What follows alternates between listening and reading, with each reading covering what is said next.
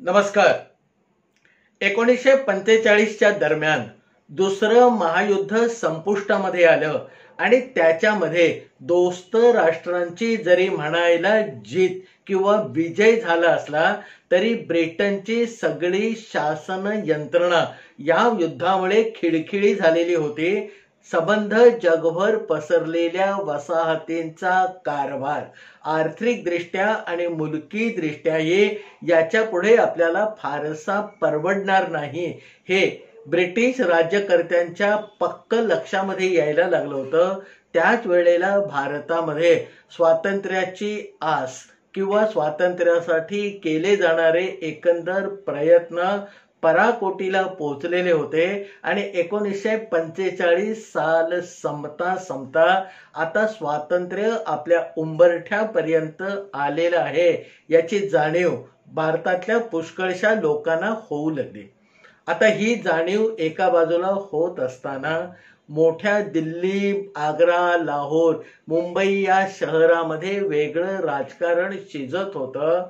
पण आमच्या कोकणामध्ये मात्र काही वेगळी आणि आजच्या दृष्टीने थोडीशी विनोदी परिस्थिती निर्माण व्हायला सुरुवात झालेली होती.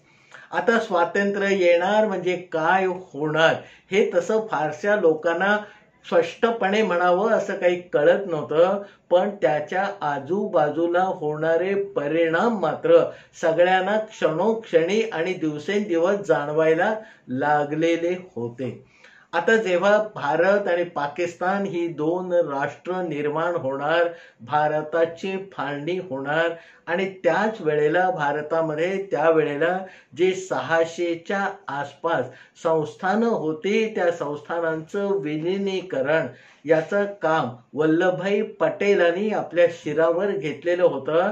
आणि मग ब्रिटिश सरकारने त्यांना जी मुदत घालून दिलेली होती त्या मुदतीमध्ये जास्तीत जास्त संस्थानकांकडून विलिनीकरणाच्या प्रस्तावावर सह्या करून घेण्याचं काम वल्लभभाई पटेलांनी जोरकसपणे आरंभलं. आता भारतामध्ये त्यावेळेला मोठी अशी मोजकीच संस्थानं होते, काही मध्यम आकाराची होती आणि काही मात्र अगदी जहागिऱ्या म्हणाव्या एवढी छोटी छोटी होते. म्हणजे जेमतेम 15-20-25 गावांचा जो पसारा होता त्याला सुद्धा हे संस्थान असं नामाभिधान त्यावेळेला प्राप्त झालेलं होतं. तशी त्यांची मांडणी त्यावेळेला होती. आता महाराष्ट्राचा विचार केला तर कोल्हापूरचं संस्थान मोठं होतं, अगडबंब होतं. पण त्याच्या छायेमध्ये कोल्हापूर पासून पुण्यापर्यंतचा जो प्रदेश आहे त्याच्यामध्ये मगाशी सांगितलेली जहागिरीच्या स्वरूपामध्ये असलेली 5-10 संस्थानं होती. त्याच्यामध्ये चंदनवाडचं संस्थान, वरसपूरचं संस्थान, नरसिंगपूरचं संस्थान ही तशी छोटेखानी होती. आता छोटं असो किंवा मोठं असो पण त्या संस्थानिकांचा सगळा आप त्यांना दिला जाणारा मान हा वल्लभभाई पटेलांनी सारखाच ठेवलेला होता. बोलणी करायची पद्धत, अटी आणि शर्ती या सगळ्यांच्या समोर एकाच रकान्यामध्ये मांडून ठेवलेल्या होत्या. आणि या सगळ्या लोकांचा कल जाणून घेण्यासाठी मग वल्लभभाई पटेलांनी मुंबईमध्ये एक बैठक आयोजित केली आणि त्या बैठकीला हे सगळे संस्थानिक आलेले होते. थोडक्या वेळामध्ये वल्लभभाई पटेलांनी सगळी पूर्व पीठिका आणि आगामी काळामध्ये काय होणार आहे हे समजावून सांगितलं आणि नंतर विनंती केली की तुम्ही या संमती पत्रावरती पटापटा सह्या करा, ते तुमच्या आणि आमच्या म्हणजे देशाच्या दृष्टीने भल्याचं ठरेल. वल्लभभाईंनी फार आटोपशीर असं भाषण या बैठकीमध्ये केलं आणि त्यांचे जे 2 सहकारी होते त्यांच्यावरती बाकीच्या या सगळ्या संस्थानांची जबाबदारी सोपवून वल्लभभाई पटेल पुढच्या कामाला निघून गेले. आता त्याच्यामध्ये जगदीश श्रॉफ नावाचे वल्लभभाई पटेलांचे एक खास इसम होते. त्यांनी मग पुढच्या 1-2 दिवसामध्ये या सगळ्या संस्थानिकांची व्यवस्थित बडदास्त ठेवून त्यांच्या मनामध्ये शिरून काय काय त्यांच्या दुखणी खुपणी आहेत ते जाणून घेण्याचा प्रयत्न केला. वल्लभभाई पटेलांनी जे चौकट आखून दिलेली होती त्या चौकटीमध्ये पुरेशा वाटाघाटी केल्या आणि पुष्कळशी संस्थानं विलिनीकरणासाठी राजी करण्यामध्ये या जगदीश श्रॉफना चांगलं यश मिळालं. आता त्याच्यामध्ये जसं सांगितलं की भारत हा अगडबंब प्रदेश, त्याच्या प्रत्येक प्रदेशाच्या जाणीवा नेणीवा स्वभाव वेगळे वेगळे आणि त्यालाच अनुसरून त्याच पठडीने या जी छोटेखानी संस्थानं होती त्या संस्थानिकांनी मग या जगदीश श्रॉफांकडे एक वेगळंच गाऱ्हाणं किंवा मागणं लावून धरलं, एखादी टूम लावून धरल्यासारखं. त्यांचं असं म्हणणं होतं की बाबा तुम्ही संस्थानं खालसा करणार, त्याला मानसिकदृष्ट्या आम्ही तयार झालेलो आहोत, तुम्ही म्हणाल तेव्हा त्याच्यावरती आपण सह्या करूया, पण आमचा सध्याचा जो कर्मचारी वृंद आहे त्याचा पोटा पाण्याचा प्रश्न हे संस्थान खालसा झाल्या क्षणी निर्माण होणार आहे आणि आता असलेल्या ब्रिटिश सरकारने किंवा पुढे येऊ घातलेल्या भारत सरकारने याचा काहीतरी विचार करायला पाहिजे. आता याचा विचार करायला पाहिजे हे एक वेगळीच टूम या जगदीश श्रॉफांच्या समोर आल्यानंतर त्यांनी सुरुवातीला सगळं म्हणणं ऐकून घेतलं आणि नंतर रात्री उशिरा वल्लभभाई पटेलांशी टेलिफोनवरून संभाषण साधलं आणि त्यांच्या पुढे ही नवीनच उद्भवलेली परिस्थिती मांडली. वल्लभभाई पटेलांनी त्यांना थोडक्या आणि मोजक्या शब्दामध्ये सांगितलं की बाबा त्यांना सांगून टाका की तुमचा जो कर्मचारी वृंद असतील त्यांना आम्ही भारत सरकारमध्ये मुलकी खात्यामध्ये जिथे शक्य असेल तिथे कामाला लावून घेऊ, त्यांना काही देशोधडीला लागून देणार नाही. आता श्रॉफ साहेबांना हे आश्वासन मिळाल्यानंतर दुसऱ्या दिवशीच्या परत भरलेल्या बैठकीमध्ये सगळ्यांच्या समोर श्रॉफ साहेबांनी वल्लभभाई पटेलांनी त्यांना जे सांगितलं होतं ते सांगितलं की बाबा तुमच्या कर्मचारी वृंदाची तुम्हाला जी काही काळजी आहे तीच काळजी आम्हालाही आहे.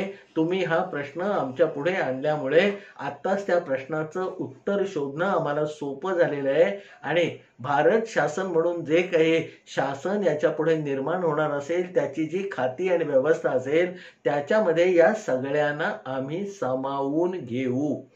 असं भरघोस आणि पक्क आश्वासन मिळाल्यानंतर पुढच्या अर्ध्या तासामध्ये ही सगळी विलिनीकरणाची प्रक्रिया कुठच्याही क्षणी पार पडेल इथपर्यंत गाडी येऊन ठेपली आणि मग हे सगळे संस्थानिक म्हणजे छोटे मोठे जहागीरदार आपापल्या गावाला परत आले.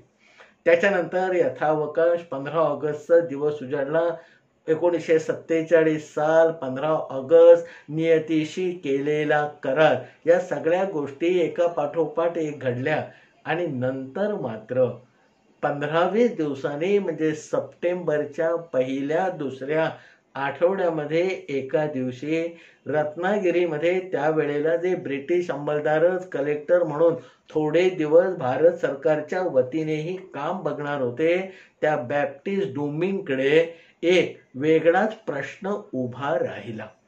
आता रत्नागिरी जिल्ह्याचं जे कलेक्टर ऑफिस होतं त्याच्या पुढे एके दिवशी सकाळी म्हणजे मला वाटतं 10-11 सप्टेंबरच्या दिवशी 800-900 लोकांनी अचानक येऊन गराडा घातला. आलेली सगळी माणसं शांतपणे उभी होती, कोणत्याही घोषणा नव्हत्या, झेंडे फडकवणे नव्हतं, चले जाव नव्हतं, पण त्या विस्तीर्ण आवारामध्ये 800-900 लोकांचा जमाव येऊन मात्र उभा राहिलेला होता. आता ज्या कलेक्टर पर्यंत म्हणजे बॅप्टिस्ट डुमिंग पर्यंत ही बातमी पोहोचायच्या आधी या सगळ्या प्रकाराकडे लक्ष गेलं. त्या बॅप्टिस्ट डुमिंगचे एक खास मर्जीतले अधिकारी केशवराव कुलकर्णी म्हणून जे कलेक्टर ऑफिसमध्ये होते त्यांनी हा सगळा प्रकार पाहिल्यानंतर ते चकित झाले आणि मगाशी सांगितल्याप्रमाणे घोषणा नाही, झेंडे नाही, चले जाव नाही, गदारोळ नाही, पण माणसं मात्र येऊन बसलेली आहेत.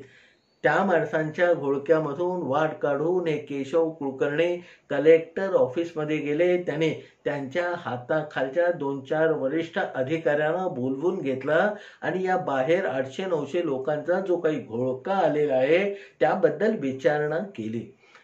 त्या हाताखालच्या अधिकाऱ्यांना मात्र याची काही सुतराम कल्पना नव्हती. त्यांनी तो घोळका बघितलेला होता, पण ते कशासाठी आलेले आहेत हे मात्र कुणी जाणून घेण्याचा प्रयत्न केलेला नव्हता. मग तातडीने आपल्या हाताखालच्या 2-4 निवडक अधिकाऱ्यांना निवडक सूचना देऊन या केशव कुलकर्ण्यांनी त्यांना बाहेर पाठवलं आणि सांगितलं की 800-900चा जो जमाव आहे ते कशासाठी आलेले आहेत ते जाणून घ्या आणि मला येऊन सांगा. कारण 11-11:30च्या सुमारास कलेक्टर साहेब येतील. त्याच्या आधी या प्रश्नाचं उत्तर आपल्याकडे असायला हवं. केशव कुलकर्ण्यांनी आज्ञा दिलेले ते 2 निवडक अधिकारी बाहेर आले. त्यांनी तो 800चा जमाव बघितला आणि जरा चाचपणी सुरू केली.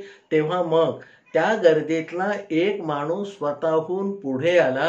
त्याने या केशवराव कुलकर्ण्यांनी पाठवलेल्या माणसांना नमस्कार केला आणि त्यांना सांगितलं की मी गोपाळराव कोल्हापुरे, आमच्या सगळ्या संस्थानांच्या वतीने मी आज आलेला आहे आणि आम्हाला कलेक्टर साहेबांची भेट हवी आहे. इतकं स्पष्ट बोलणं झाल्यावर मग ही भेट कशासाठी हवी आहे हे त्यांनी विचारलं आणि मग त्या गोपाळरावांनी सांगितलं की असं कारण आहे आणि म्हणून हे सगळे 800 लोक माझ्या नेतृत्वाखाली माझ्या बरोबर आम्ही अगदी खास वरच्या घाट माथ्यापासून पायी 15 दिवसाचा प्रवास करून कलेक्टर साहेबांकडे आलेलो आहोत.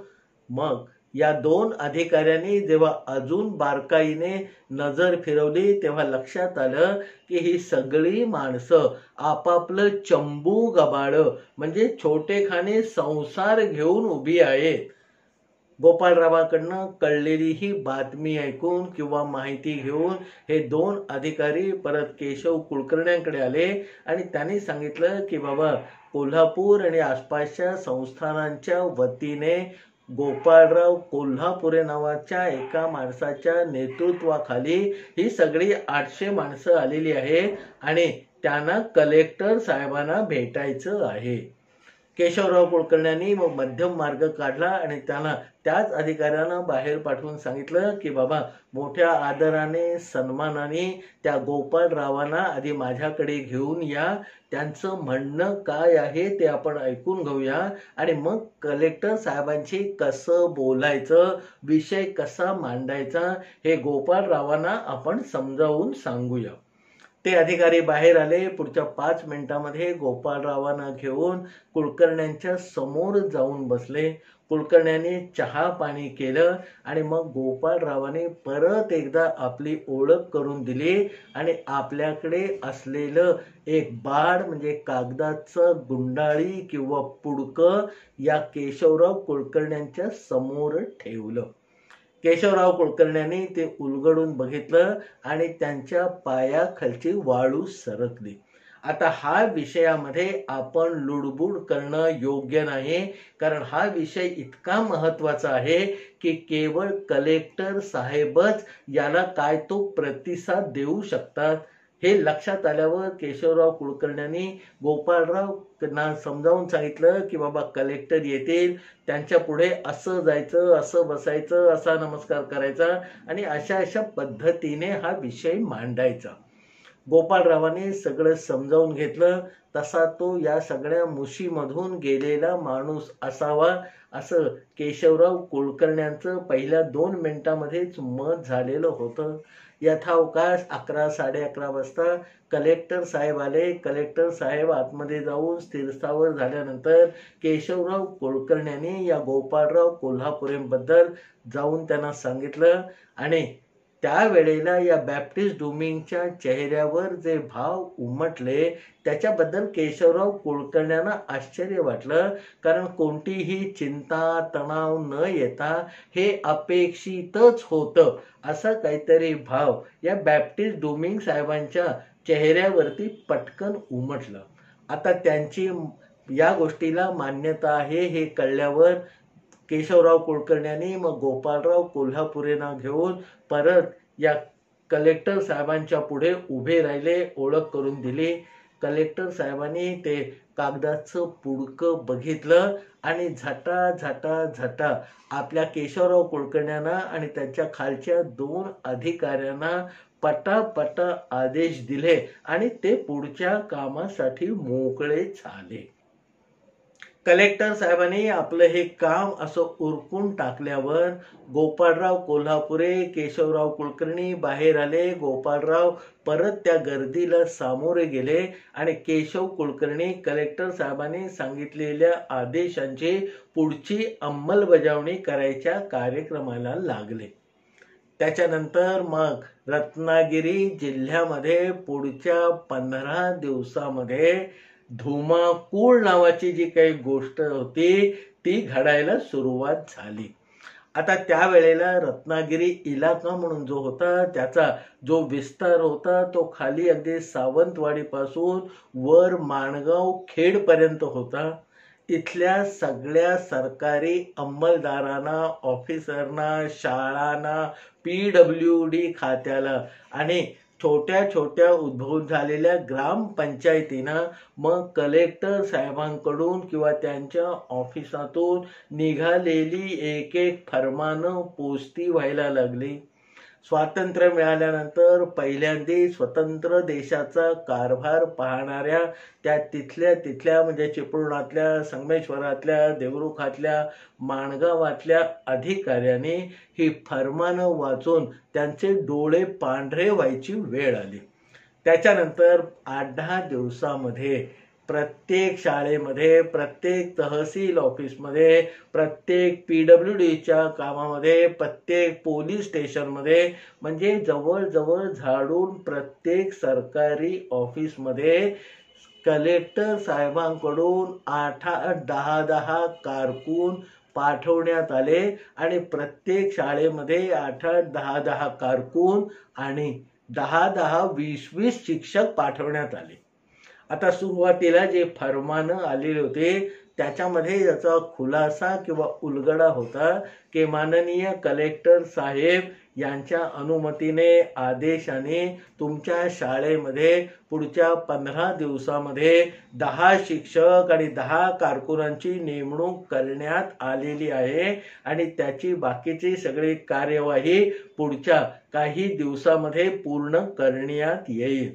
तसंच पोलीस स्टेशनला 10-20 कारकून तुम्हाला पाठवलेले आहेत म्हणून सांगितलं होतं. प्रत्येक तहसील ऑफिसमध्ये तुम्हाला 10, 15, 20 कारकून देण्यात आलेले आहेत असं सांगितलेलं होतं.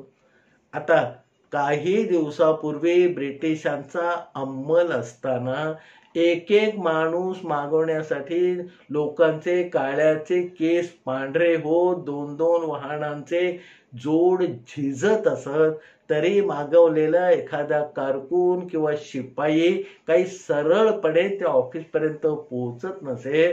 पण स्वातंत्र्य आल्याबरोबर लगेच कारकुनांची, शिक्षकांची लयलूट झाली.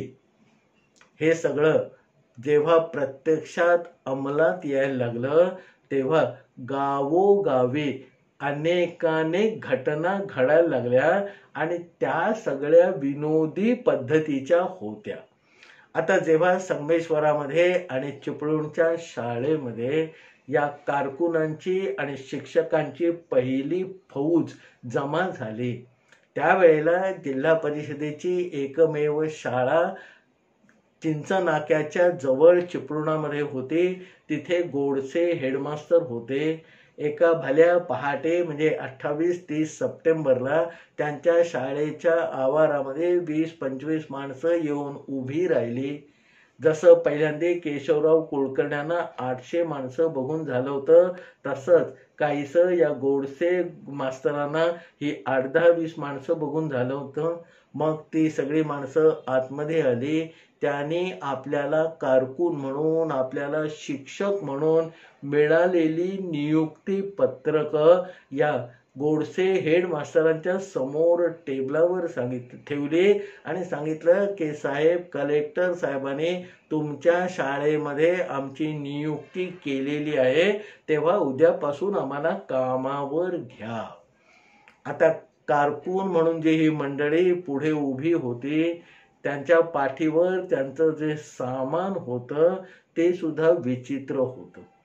कुणाच्या पिशवीमध्ये सुताराचं सामान होतं, कुणाचं गौंड्याचं होतं, कुणाचं लोहाराचं होतं आणि गेला बाजार एक दोघांकडे तर न्हाव्याचं म्हणजे हजामत करण्याचं सामान सुद्धा होतं. आता ही अशी मंडळी पाठीवर सुताराचं लोहाराचं सामान घेऊन या शिक्षकाच्या पेशामध्ये असलेल्या गोडसे गुरुजींसमोर क्लार्क म्हणून उभी होती.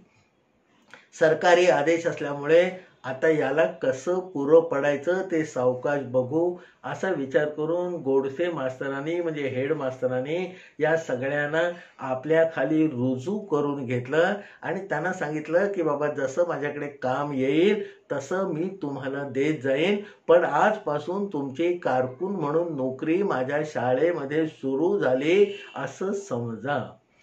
शिक्षक म्हणून जे लोक आले होते तेही याच पठडीमधले होते. त्यांचं वय सुद्धा अगदी 28-29 पासून 55-56 पर्यंतचे लोक शिक्षक म्हणून रुजू होण्यासाठी चिपळूणातल्या या जिल्हा परिषदेच्या शाळेमध्ये गोडसे मास्तरांच्या समोर उभे होते. त्यांनाही गोडसे मास्तरांनी कलेक्टरचा आदेश म्हणून रुजू करून घेतलं आणि मग ते आपल्या नेहमीच्या शाळेच्या कामकाजाला लागले. हीच परिस्थिती संगमेश्वरामध्ये गोडबोले मास्तरांची होती, माणगावामध्ये घाटे मास्तरांची होती, खेडमध्ये चितळे मास्तरांची होती. तहसीलदाराकडे तर याच्यापेक्षा मोठा गहजब होता. त्यांच्याकडे 20-20 कारकून पाठवून दिलेले होते आणि ते सगळे असत अगदी न्हाव्याचं, सुताराचं, लोहाराचं सगळं सामान घेऊन कारकुनी काम करायला आलेले होते.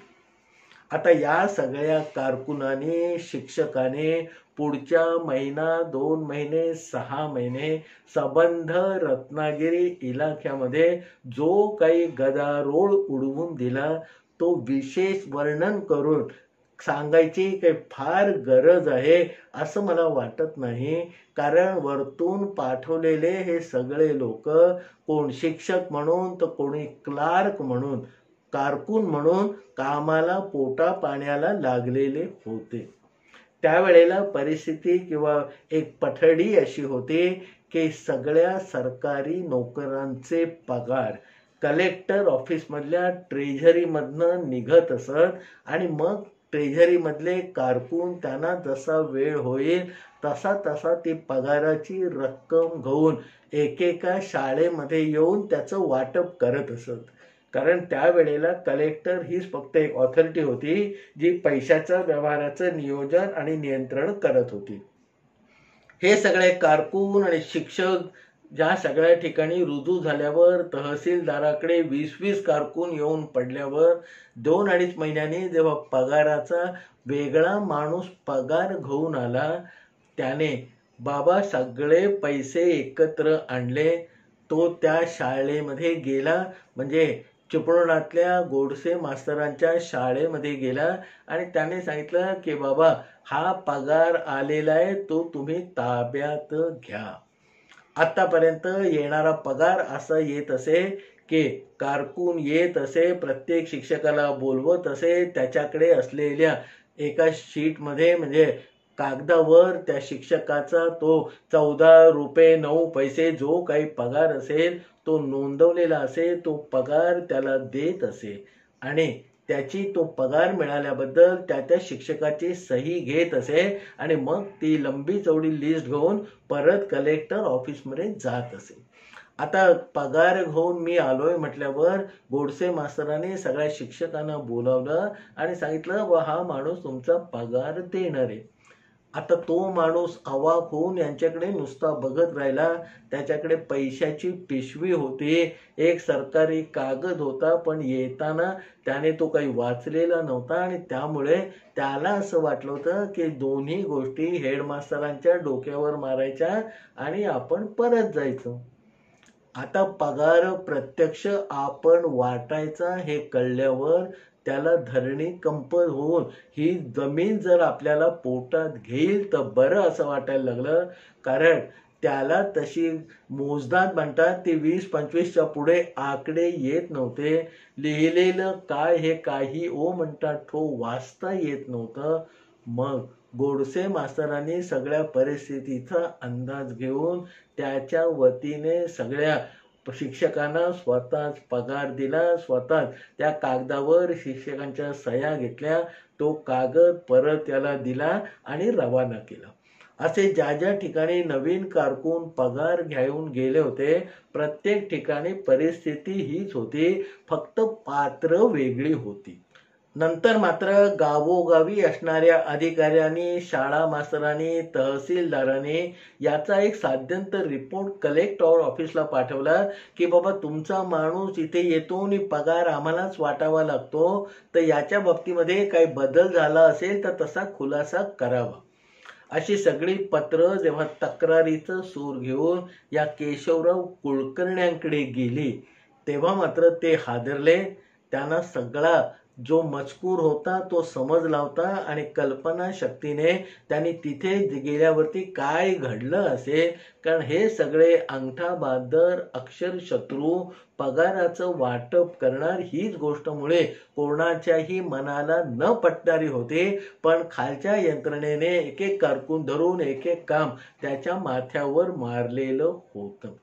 मग केशवराव कुलकर्ण्याने पुढचे वेळेला आपले 2-4 कारकून कामाला लावले आणि मग त्यांनी त्या कामामध्ये सुधारणा अशी करून घेतली की ज्या ज्या सरकारी मुलाहिजामाला म्हणजे कर्मचाऱ्याला जेवढा जेवढा पगार द्यायचा असेल तेवढ्या पगाराची पाकिटं बनवली आणि त्या सगळ्या पाकिटाचा गठ्ठा घेऊन पुढच्या वेळेला मग तो कारकून येऊन गोडसे मास्तर, घाटे मास्तर, गोडबोले मास्तरांच्या स्वाधीन करून निघून जायला लागला. आता ही सगळा गदारोळ कशामुळे उडाला होता याचं सुरुवातीला काहीच कोणाला गम्य किंवा काही टोटलच लागेना.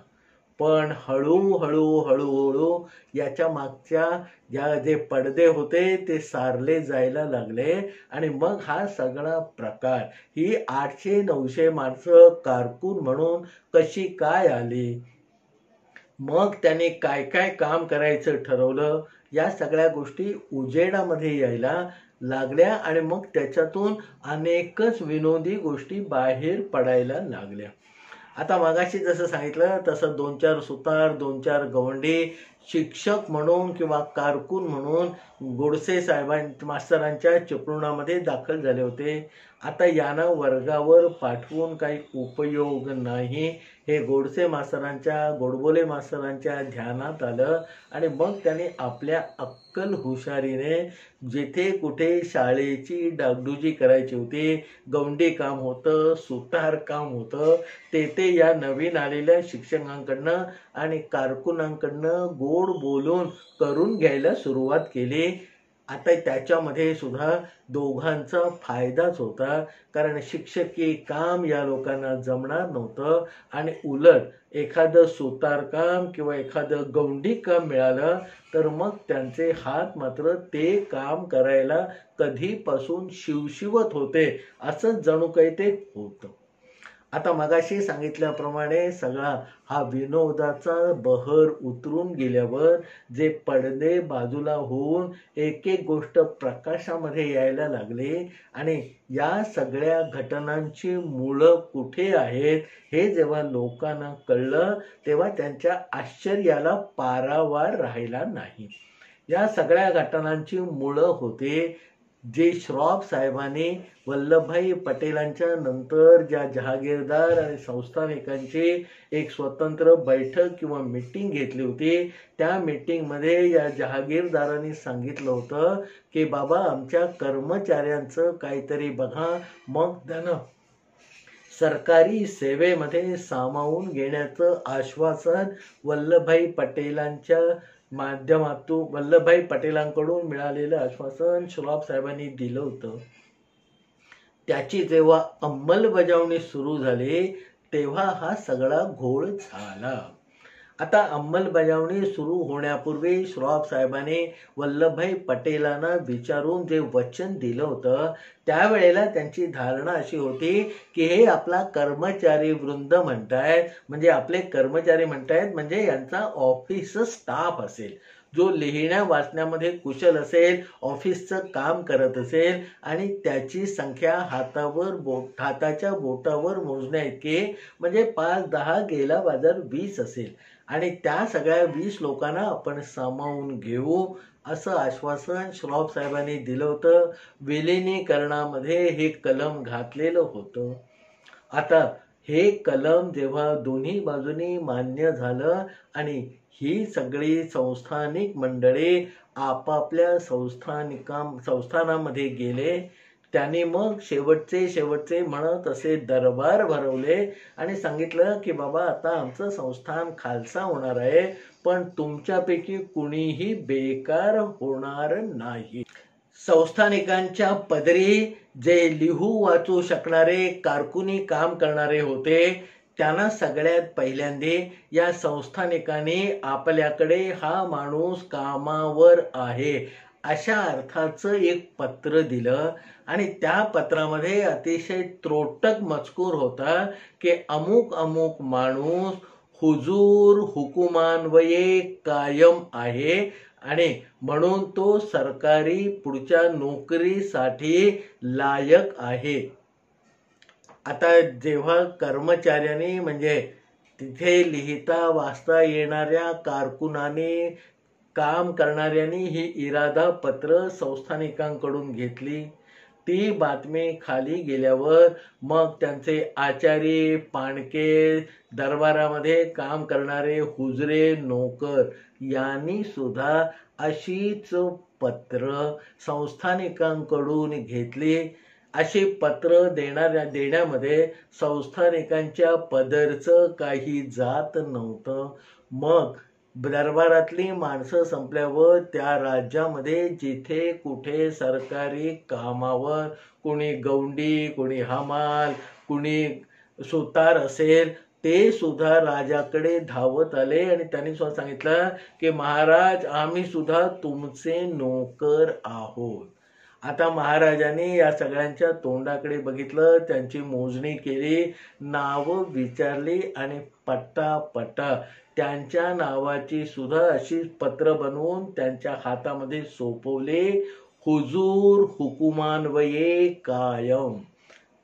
हुजूर हुकुमान्वये कायम असा राजा ज्या ज्या व्यक्तीला लिहून देईल त्या व्यक्तीला सरकारी नोकरी मिळेल असं विलिनीकरणाच्या सामीलनाम्यामध्ये ब्रिटिश सरकारकडनं त्यांनी लिहूनच घेतलेलं असल्यामुळे त्यापुढे या सगळ्या पत्र जेव्हा रत्नागिरीच्या बॅप्टिस्ट डुमिंग कलेक्टरांपुढे आली तेव्हा त्यांना या प्रश्नाचा आवाका कळला.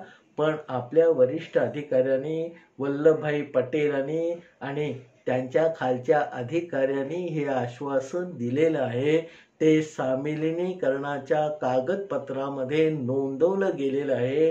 याची पक्की बातमी किंवा बित्तम बातमी कलेक्टर पदावर असल्यामुळे बॅप्टिस्ट डुमिंग साहेबांना होते आणि म्हणून ते बाळ गोपाळराव कोल्हापुऱ्यांनी त्यांच्या पुढे ठेवल्यानंतर त्यांना आश्चर्याचा धक्का बसला नाही, तर हे अपेक्षितच होतं असा काहीसा भाव त्यांच्या चेहऱ्यावर केशव कुलकर्णी यांना दिसला.